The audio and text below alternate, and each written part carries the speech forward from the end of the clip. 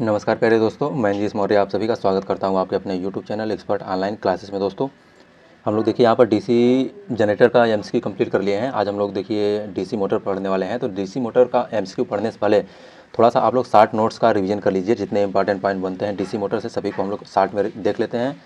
उसके बाद जो है हम लोग एमसीक्यू क्वेश्चन को देखेंगे। तो अगर आप लोग चैनल पर नए हैं तो प्लीज़ वीडियो को लाइक कीजिए, चैनल को सब्सक्राइब कर लीजिए और बेल आइकन को प्रेस कर लीजिए। हम लोग देखिए एमसीक्यू यहाँ पर डिस्कशन कर रहे हैं। जो लोग आईटीआई किए हैं और यूपीसीएल, यूपीआई, वीएनएल, डीआरडीओ इन सभी एग्जाम की तैयारी कर रहे हैं तो उनके लिए ये मोस्ट इंपॉर्टेंट क्वेश्चन है सभी, और उसी का हम लोग डिस्कशन करेंगे। तो आइए हम लोग थोड़ा सा थ्योरी देख लेते हैं और इंपॉर्टेंट पॉइंट डीसी मोटर से, फिर उसके बाद जो है चलते हैं एमसीक्यू क्वेश्चन पर।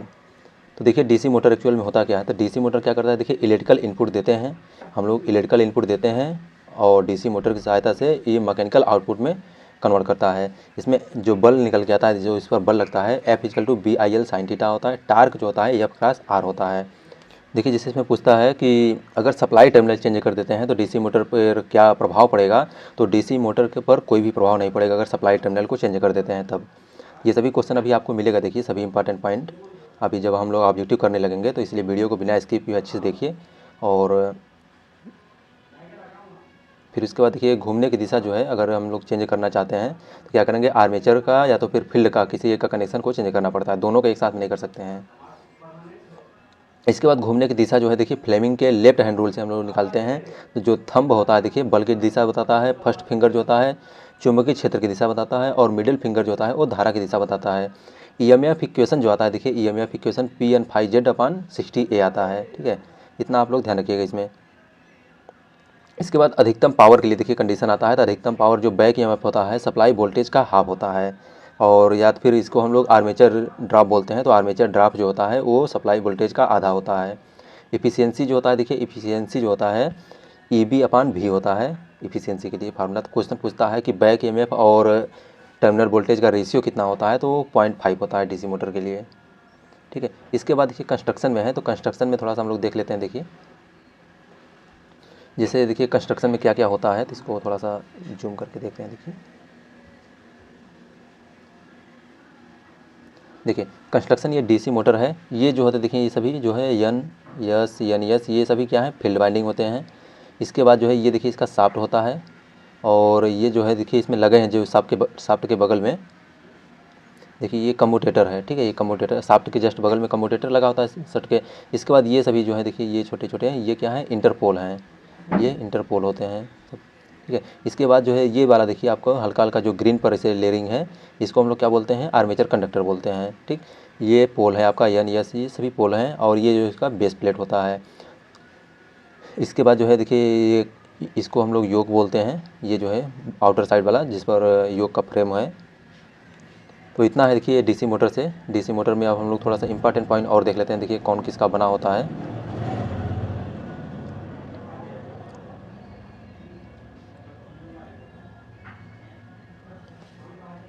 इसमें देखिए जो योक होता है देखिए, अगर लो रेटिंग की मशीन है मतलब कम क्षमता की मशीन है तो उसको हम लोग कास्ट आयरन का बनाते हैं।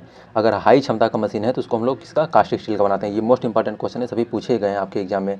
आप लोग अभी क्वेश्चन डिस्कशन किया जाएगा तो वहाँ देखा जाएगा। देखिए फील्ड बाइंडिंग जो होती है, देखिए बाइंडिंग जो होती है देखिए सीरीज फील्ड बाइंडिंग होती है, शंट फील्ड बाइंडिंग होती है। ठीक है, तो सीरीज फील्ड बाइंडिंग जो होती है मोटा तार का कम टर्न का बनाया जाता है, जिससे क्या होता है, रजिस्टेंस जो है कम हो जाता है, और करंट जो होता है कैरिंग कैपेसिटी के लिए बनाया जाता है ये। इसके बाद शंट फील्ड बाइंडिंग जो होता है देखिए, शंट फील्ड बाइंडिंग जो होता है पतला तार का अधिक टर्न के बनाए जाते हैं, पतला तार का अधिक टर्न के बनाए जाते हैं, मतलब कि थीन वायर मोर टर्न का बनाया जाता है। इसके बाद जो है देखिए आर्मेचर कोर जो होता है, देखिए आर्मेचर कोर जो होता है ये घूमने वाला भाग होता है। जो योक होता है देखिए वो क्या होता है, स्टेशनरी पार्ट होता है, और आर्मेचर क्या होता है, आर्मेचर जो है घूमने वाला भाग होता है। ये लेमिनेटेड सिलिकॉन स्टील का बनाया जाता है, और लेमिनेशन इसलिए करते हैं क्योंकि ईडी करंट लॉस जो होती है कम हो जाती है, और सिलिकॉन स्टील का इसलिए यूज करते हैं क्योंकि हिस्टेरिसिस लॉस जो है कम होती है। मोटाई जो होती है, लेमिनेशन की मोटाई जो होती है कितनी होती है, 0.35 से लेकर 0.5 mm तक होती है। और इसमें दो तरह की बाइंडिंग की जाती है, एक लैब बाइंडिंग होती है, दूसरा वेब बाइंडिंग होती है। ठीक है, तो लैब बाइंडिंग कहाँ यूज करते हैं, देखिए लैब बाइंडिंग जो होता है लो वोल्टेज अधिक धारा के लिए, मतलब लो वोल्टेज हाई करंट के लिए यूज करते हैं, कम वोल्टेज हाई करंट के लिए। ये पैरेलल पाथ जो होती है, पैरेलल पाथ की संख्या जो होती है पोलों की संख्या के बराबर होती है लैब बाइंडिंग में। इसके बाद वेब बाइंडिंग आती है। देखिए तो वेब बाइंडिंग जो होता है, वेब बाइंडिंग के लिए हाई वोल्टेज लो करंट के लिए यूज करते हैं, मतलब उच्च वोल्टेज तथा निम्न धारा के लिए हम लोग वेब बाइंडिंग का यूज करते हैं। इसमें समांतर पाथ की संख्या कितनी होती है? 2 होती है। कम्यूटेटर देखिए, कम्यूटेटर जो होता है इसको हम लोग मैकेनिकल रेक्टिफायर बोलते हैं, एसी को डीसी में कन्वर्ट करता है और ये हार्ड ड्रान कॉपर का बना होता है। इसके बाद नेक्स्ट पॉइंट है देखिए ब्रश है, तो ब्रश जो लो रेटिंग की मशीन होती है, लो रेटिंग की मशीन के लिए हम लोग कॉपर ब्रश का यूज करते हैं, और हाई रेटिंग की मशीन जो होती है उसके लिए हम लोग कार्बन ब्रश का यूज करते हैं। हाई रेजिस्टेंस का जो है कार्बन ब्रश यूज करने से कम्यूटेशन जो है, स्पार्किंग होती है, वो नहीं होता है।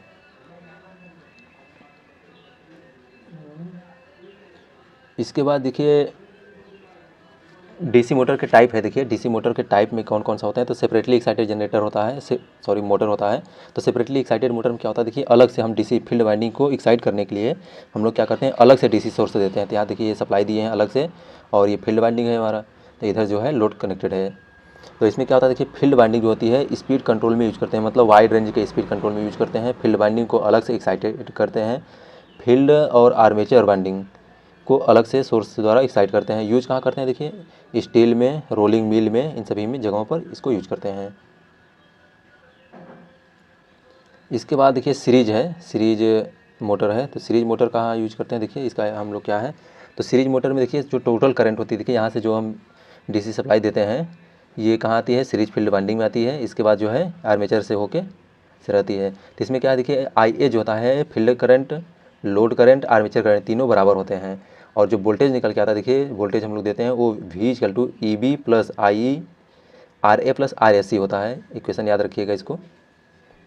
इसके बाद इसका यूज़ कहाँ करते हैं, हाई स्टार्टिंग टार्क वाले मोटर में यूज़ करते हैं, जहाँ पर हाई टार्क स्टार्टिंग टार्क की आवश्यकता होती है। स्टार्टिंग जो टार्क होता है 3 से 5 गुना होती है फुल लोड टार्क का। क्वेश्चन पूछा जाता है कौन सा ऐसा मोटर है कि हमेशा उसको लोड पे चलाते हैं, तो डीसी सीरीज मोटर जो होता है इसको हमेशा लोड पे चलाते हैं, नो लोड पे कभी नहीं चलाते हैं। स्पीड रेगुलेशन जो होता है पुअर होता है देखिए, और टार्क जो होता है डायरेक्टली प्रोपोर्शनल टू करंट के स्क्वायर के होता है। सभी इंपॉर्टेंट पॉइंट हैं देखिए। अगर वीडियो आपको इन्फॉर्मेटिव लग रहा होगा तो प्लीज़ वीडियो को लाइक कीजिएगा, चैनल को सब्सक्राइब कीजिएगा और बेल आइकन को प्रेस जरूर कर लीजिएगा। देखिए यूज कहाँ करते हैं, तो लिफ्ट में, ट्रैक्शन में, इलेक्ट्रिक ट्रेन में, ऑटोमोबाइल को सेल्फ स्टार्ट करने के लिए, इन सब जगहों पर इसका यूज करते हैं।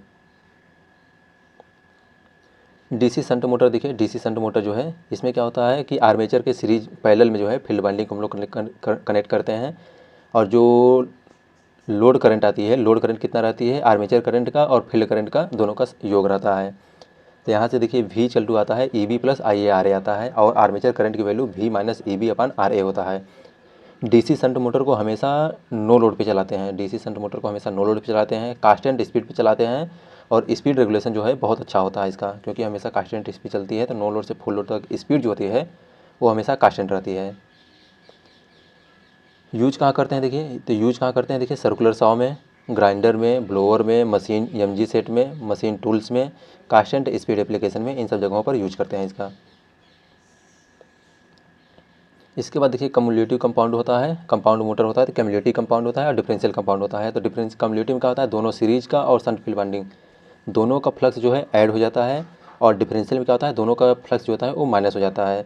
ठीक है, तो कम्युलेटिव कंपाउंड कहाँ यूज करते हैं, प्रिंटिंग प्रेस में, और इसके बाद जो कंप्रेसर होते हैं इन सब में। और डिफरेंशियल जो होता है देखिए रोलिंग मशीन में, पंचिंग मशीन में, जो इंटरमीडिएट लोड के लिए हम लोग यूज करते हैं।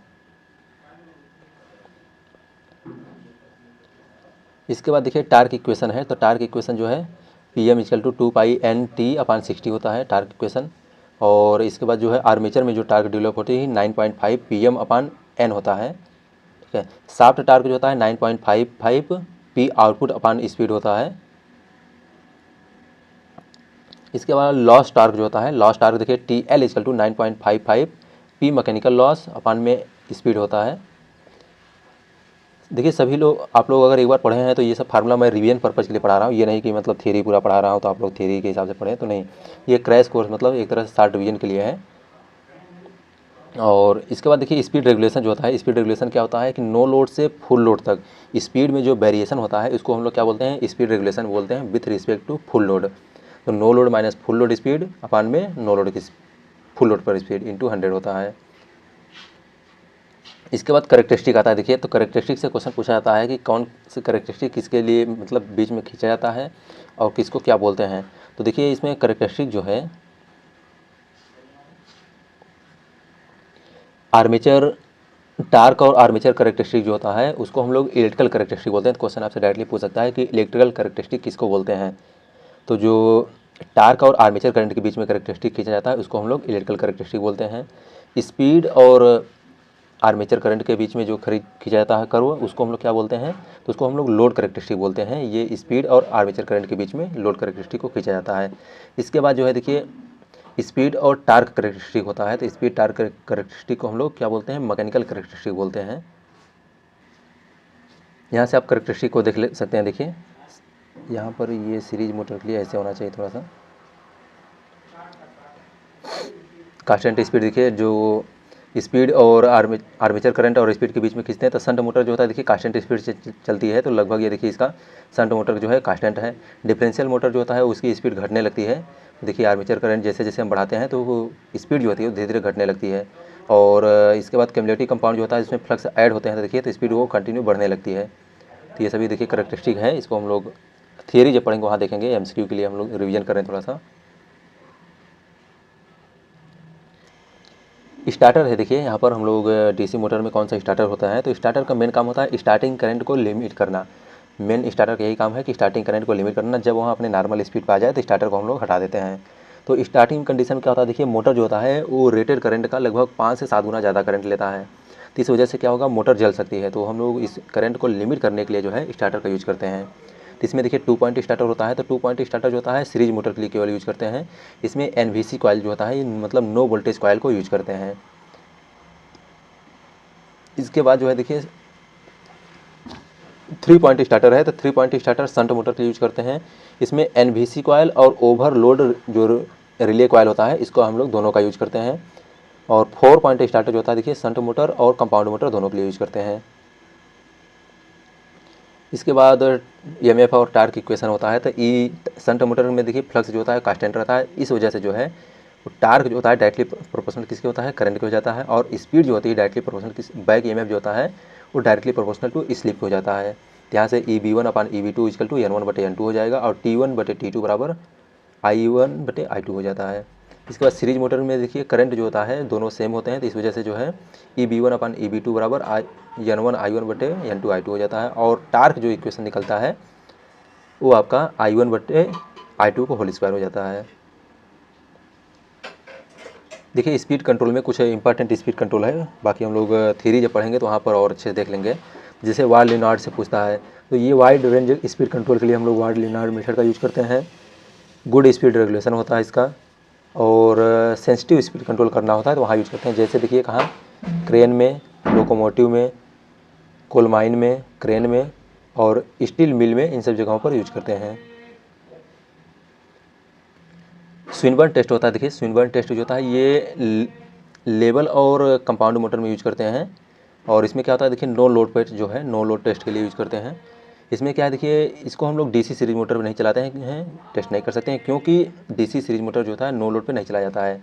सिंपल होता है, इकोनॉमिकल होता है, लॉसेज होती है कम होती है इसमें। इसके बाद हॉपकिंसन टेस्ट है। देखिए हॉपकिंसन टेस्ट जो है हॉपकिंसन टेस्ट में इसको हम लोग क्या बोलते हैं also regenerative back to back heat and run test भी बोलते हैं। फुल लोड टेस्ट होता है और परफॉर्म किसी भी टाइप के लोड पे हम लोग इसको चला सकते हैं। तो ठीक है दोस्तों, देखिए यहाँ पर हम लोग पढ़ चुके हैं इसको। और अगर वीडियो आपको इन्फॉर्मेटिव लगा है तो प्लीज़ वीडियो को लाइक कीजिए, चैनल को सब्सक्राइब कीजिए। यहाँ हमारा चैनल है, चैनल को सब्सक्राइब कीजिए और बेल आइकन को प्रेस कर लीजिए जिससे कोई भी वीडियो अपलोड की जाती है। इसके बाद जो है देखिए जस्ट हम लोग DC मोटर का MCQ क्वेश्चन पढ़ने वाले हैं। तो आप लोग वीडियो को लाइक कीजिए, अपने दोस्तों में शेयर कीजिए और कमेंट करके ज़रूर बताइएगा कि वीडियो आपको कैसा लगा। ठीक है दोस्तों, thank you so much for watching my video.